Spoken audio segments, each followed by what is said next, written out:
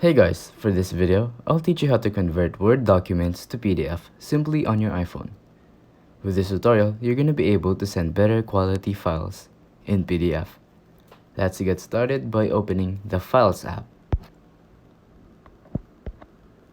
Now that we're here, as you can see, I have a Word document called text. Let's open it, and it works. So, tap on the share icon at the bottom left corner, and now tap on print. The cool thing about tapping on print is that you don't actually need to print it to turn it into PDF.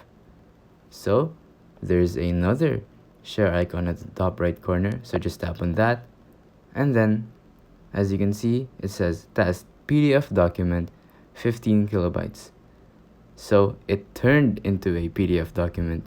Now all we have to do is just save it to files, and if we go back, there's a PDF document right here.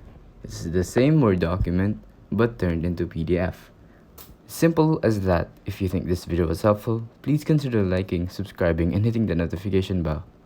If you have any questions, feel free to comment down below.